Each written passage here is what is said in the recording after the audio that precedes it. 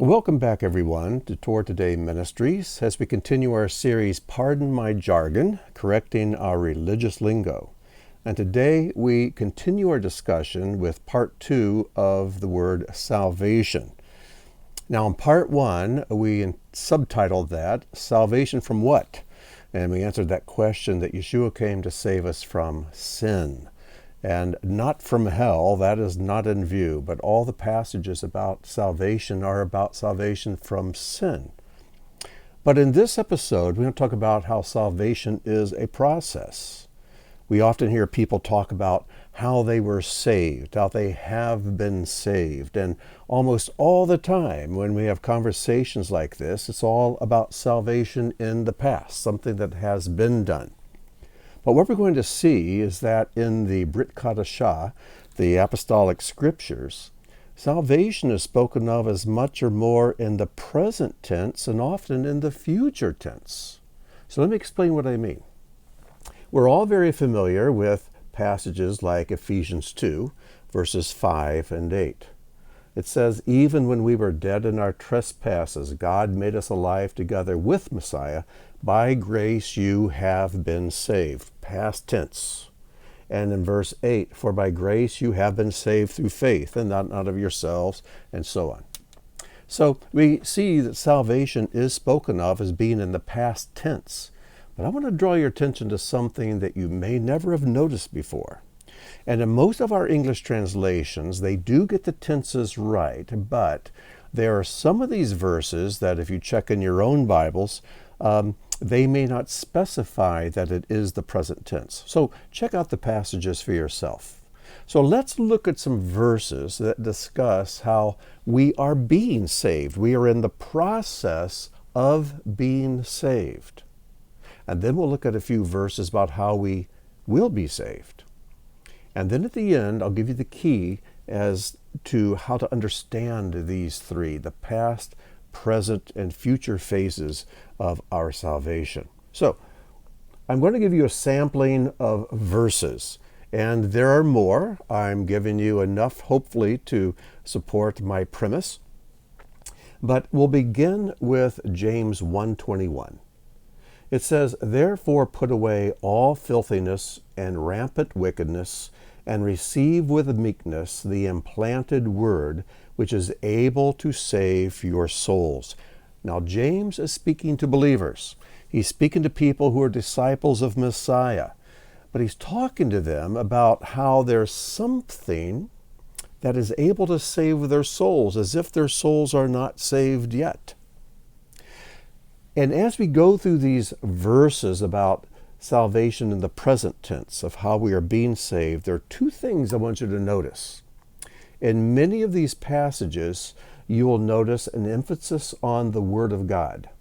An emphasis on the Word of God. And I'm trying to draw here, but I there we go. I had a message come up. Never mind, I'm not going to draw today. But there's an emphasis on the Word of God. And also, you'll see an emphasis on the soul. On the soul. We always talk about how God came and sent Yeshua to save our souls. What does that mean? We're going to get to that.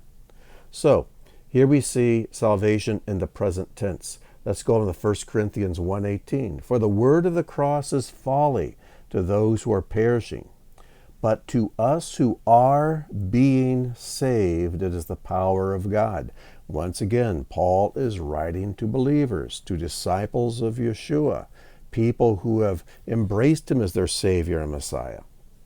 He talks about how we are being saved. And what's he talking about once again? The word of the cross.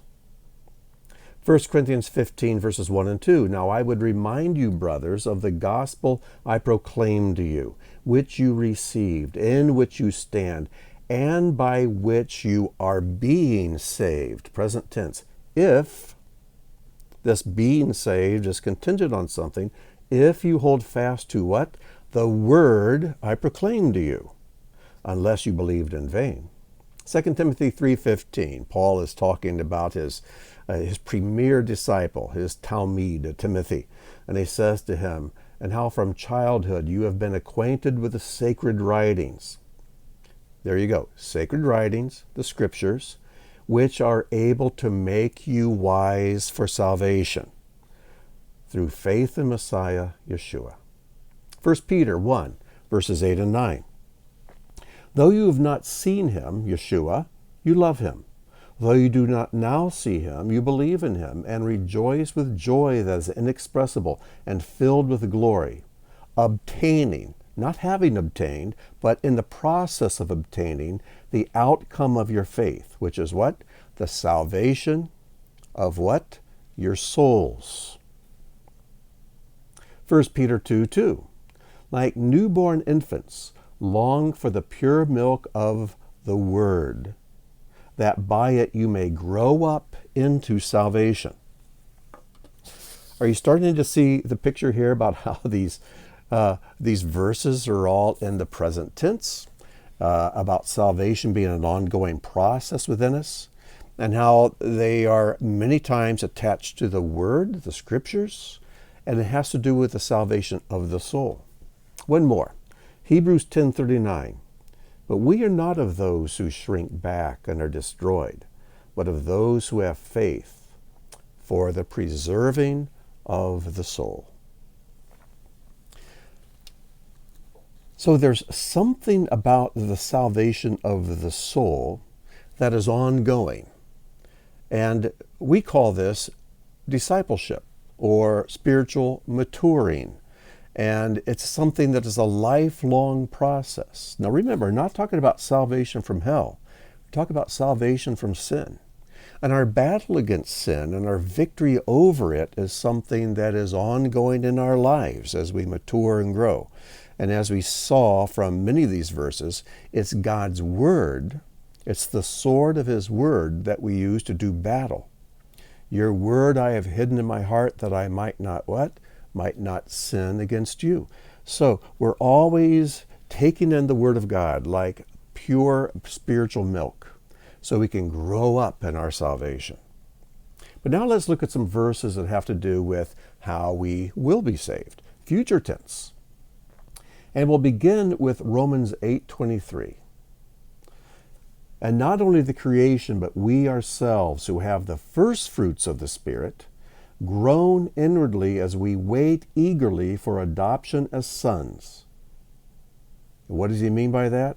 The redemption of our bodies. The soul is not in view here. It's the body. Someday we will get new resurrection bodies. That is a part of our salvation, but it's a future part. These bodies continue to grow old, they get weaker, and they become more prone to illnesses, and eventually they die. That is the process that we're locked in this fallen world. But we know that as in Adam all die, even so in Messiah all shall be made alive. There is a resurrection around the corner, and we'll get new bodies that are immune to death. Death will have no effect on them. There will be no sickness, no aging. Hebrews 1:14. Are angels not all ministering spirits sent out to serve for the sake of those who are to inherit salvation? Again, we are those who are in the process of inheriting salvation. There's a salvation that is coming that we have not yet experienced. There are aspects of salvation, of course, that we have experienced, but this final one is one that we have not yet experienced yet, but we have a promise of it in God's Word. 1 Peter 1:5, who by God's power are being guarded through faith for a salvation ready to be revealed at the last time. And Revelation 12:9-10. Now it's important to preface this. Many people believe that Satan has already been kicked out of heaven. This is not true. We read in Job that with the other angels, he came and went before God and appeared before God. And as it says here, he stands before God's throne accusing us day and night. But a day is coming when he will be booted out of the heavenly realm. And that is what Revelation 12 is referring to. We're going to read verses 9 and 10. And the great dragon was thrown down, that ancient serpent who is called the devil and Satan, the deceiver of the whole world. He was thrown down to the earth, and his angels were thrown down with him. And I heard a loud voice in heaven saying, now has come salvation. Finally, it's arrived. It's complete. We're experiencing it fully. Now has come salvation, the power and the kingdom of our God and the authority of his Messiah. For the accuser of our brothers has been thrown down, who accuses them day and night before our God. So even the presence and the mouth and talk of Satan will be removed. Oh, won't that be something when that day comes?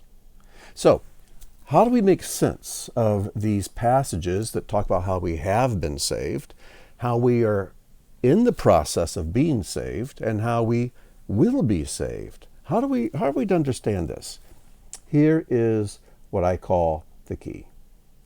In 1 Thessalonians 5:23, it says, Paul is writing, says, may the God of peace himself sanctify you, set you apart completely, and may your whole spirit and soul and body be kept blameless at the coming of our Master, Yeshua, the Messiah. Did you catch the words in red? Spirit and soul and body. I'll be doing a teaching on the soul later, but let me introduce it a bit here, because I have found that believers who talk so much about how our souls are saved cannot even begin to describe what the soul even is.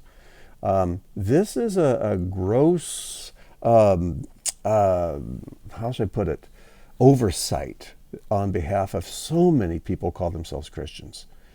We should be experts on what the soul is, how it operates, its weaknesses, its strengths, what we are to do with it.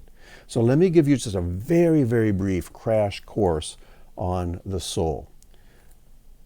You are a soul. That's what you are. Many times in scriptures, people are just referred to as souls. We are souls. God breathed into Adam's nostrils the neshama of life. Adam became a living soul. That is what he was. That is what we are. We are a soul. What is a soul? To put it bluntly, quickly, succinctly, it's our mind. The way you think, that's who you are. As a man thinks in his heart, so is he. Your mind, it's unique. It's different from everyone else's mind. Excuse me, the way you think of things, the way you perceive things, your mind is uniquely yours. That's what helps make your personality. So the mind, your will, the things you desire and the things you don't like, your will is uniquely yours. All of our wills have things in common, but we all also have things that we don't have in common. Some people like one kind of food and they love to eat that, and others like, oh, I can't touch that. So our wills, our choices. The third thing that makes up the soul, the mind, the will, and that's the emotions. Oh, this is a dangerous part of the soul. Emotions were given to us to connect us with others. They are the sticky part of our soul. And when we meet someone who's just bubbly and emotional and happy, immediately you feel like you've known them your whole life. But people whose emotions run rampant are also the people that when they get tired of you or you do something they don't like, they hate you. We need to keep our emotions under control. We should never be controlled by them. We need to be in control of our emotions. And through our emotions, we can weep with those who weep. We can rejoice with those who rejoice. We can connect with other souls. But when we allow our emotions to run away with us, we are in big trouble and we will cause much damage. So you are a soul. What makes up your soul is your mind, your will, and your emotions. Now, as a soul, you have a body. Here's mine. We have a body that interacts with the physical world. We have 5 basic senses. And this is how we recognize one another, by seeing one another's face, by hearing someone's voice, that unique voice someone has. Some people may have a particular smell, but we won't go there. But it's these physical sensitivities are how we interact with the world. You have a body. Your body is under a curse because it's made out of dirt. And remember, God cursed the earth. These bodies are made out of cursed stuff. They will die. But praise God, He will give us a new resurrection body that will never die. So that is something we have to look forward to. But we do have a body. We are not a body. We have a body. We also have a spirit. And if there's anything that's understood even less than the soul, it's the spirit. You have a spirit. And the scriptures frequently speak about the spirit of a man. And the spirit of a man is not the same thing as the soul of a man. You can think of it this way. You are a soul, but you have a spirit, and your spirit is that part of you that is not in this world. It's that part of you that's in the spiritual realm. So when Paul in Ephesians talks about how we are seated with Messiah in heavenly places, how is that possible? I'm seated in my basement in a very physical place. How can I be seated with Messiah? Because there's a part of me that dwells outside of this world, but I'm deeply connected with it and it with me. It's that part of me that is connected deeply with God. It's that spark of God. It's the part of me that God uses to draw me to Him. It's the part of every man and woman that God uses to draw them toward Himself. If a human being had no connection with God, we would never be drawn to Him. But we have this connection, and we want it to be strengthened. And just as our body has sensitivities to the physical realm, our spirits have spiritual sensitivities to the spiritual realm, or at least we should. Unfortunately, because our first parents, Adam and Eve, chose to follow the physical instead of the spiritual, we inherited very sensitive physical sensations and sensitivities, but our spiritual sensitivities are very dull. So, one of the things about growing up in salvation is that our bodies may get weaker as we age, but our spiritual part of us, our spiritual sensitivity should sharpen and get stronger. And so one decreases while the other increases. And the soul should be in constant growth. I can't stand it when I hear people say, well, I can't change. It's just the way I am. Listen, only God gets to say that. Only God gets to say, I am that I am. I don't change. I don't need to.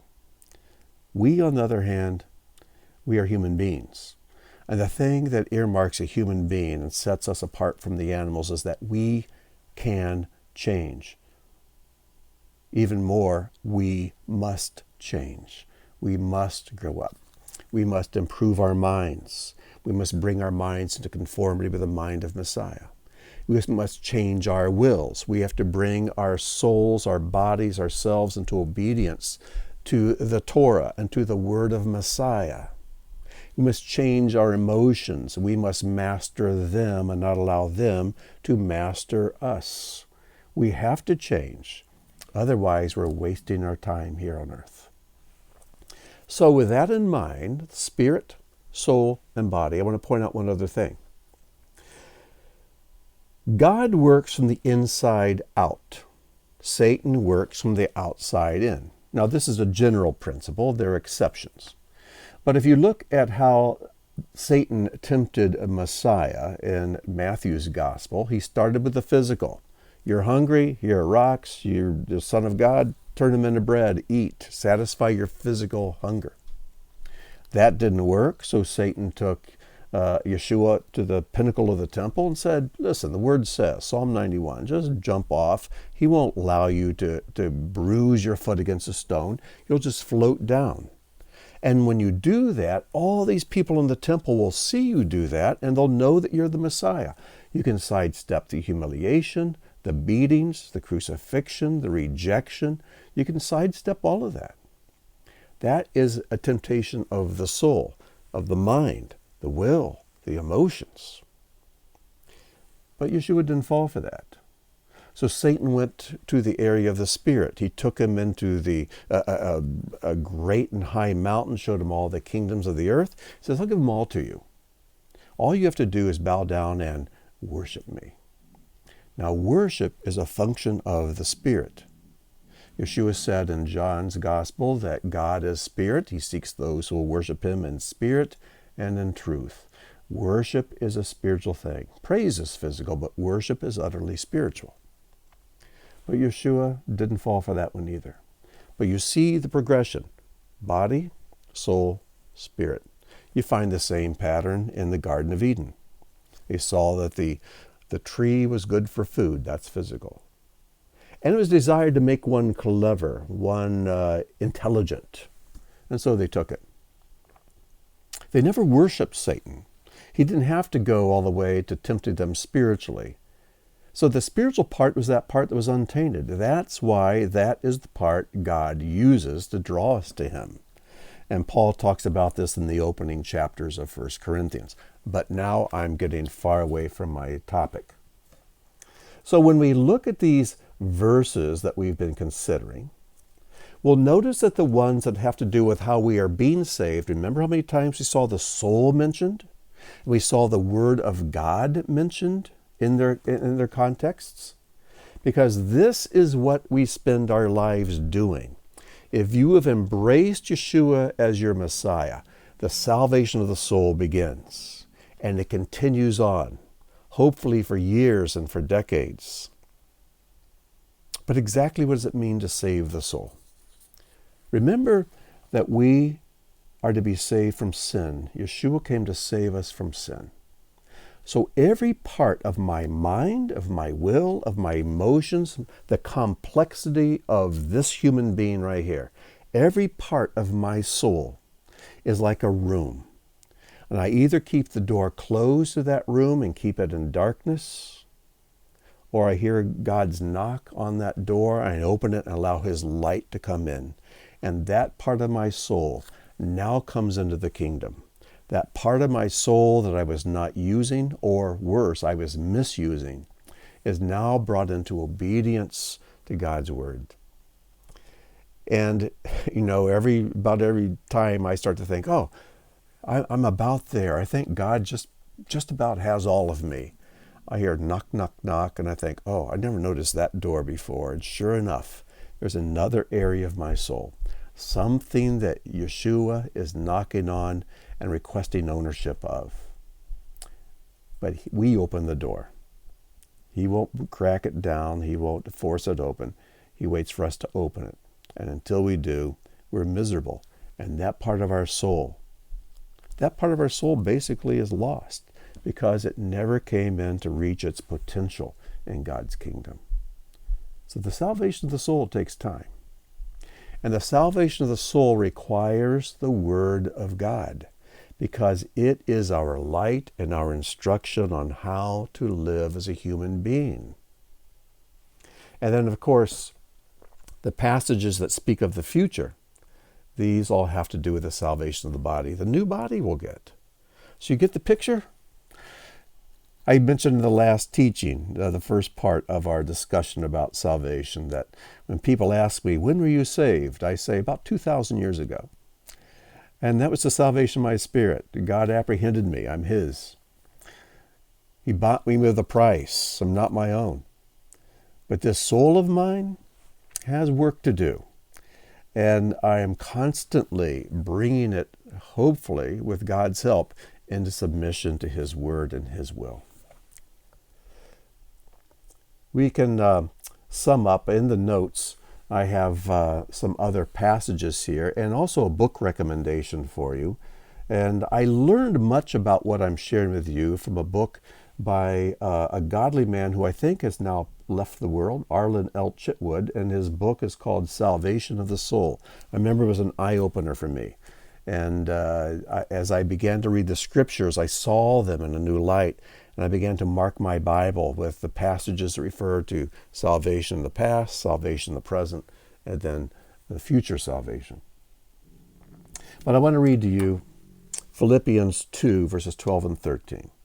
Therefore, my beloved, as you have always obeyed, so now, not only as in my presence, but much more in my absence, work out your own salvation with fear and trembling. For it is God who works in you both to will, the will, and to work for his good pleasure. Was that verse always a mystery to you? That's because it sounds like it's a works-based salvation. But what Paul is saying here is, listen, God has apprehended you. Now work out your salvation. And so that you will and work his good pleasure. So in other words, there's a lot of work for us to do in our souls. And God assists us through his written word and through his Spirit. But he cooperates with us. I'll close with this.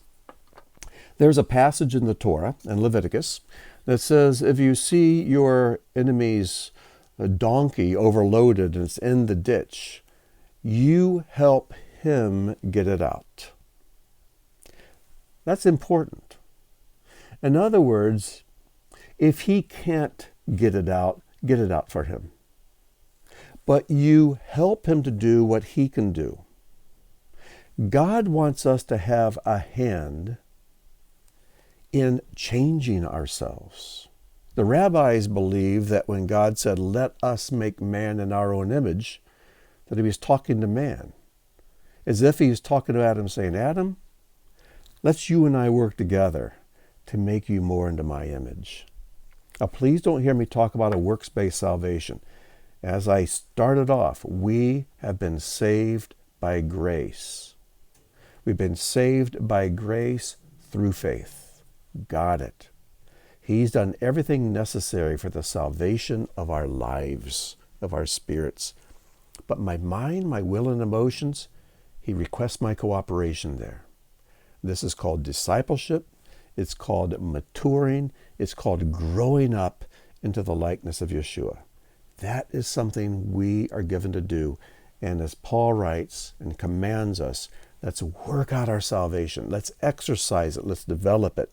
Let's develop some soul muscle here to do God's will in this world. And then the salvation of my body, its redemption, and the new bodies that we get, that's all his. I have nothing to do with that. But boy, does that give me something to look forward to. So I hope that this very brief introduction to the salvation of the spirit and of the soul and the body will give you a paradigm by which you can read the scriptures, especially the Brit Kadashah, which discusses all three of these things. And you'll be more attentive to those verses that speak of the past and of the present and of the future in regards to our salvation. The next teaching we're going to do in this series is going to be on the word Christian. What does it really mean? And I almost made it part 3 of the discussion on salvation, but I've decided to make it its own topic. But when you listen to it, you'll understand why it could be part 3 of this discussion of salvation.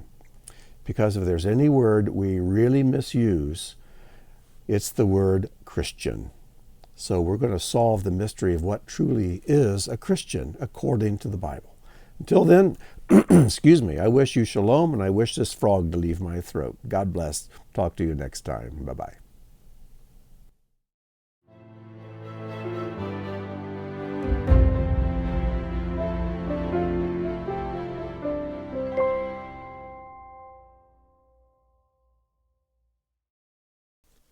The end.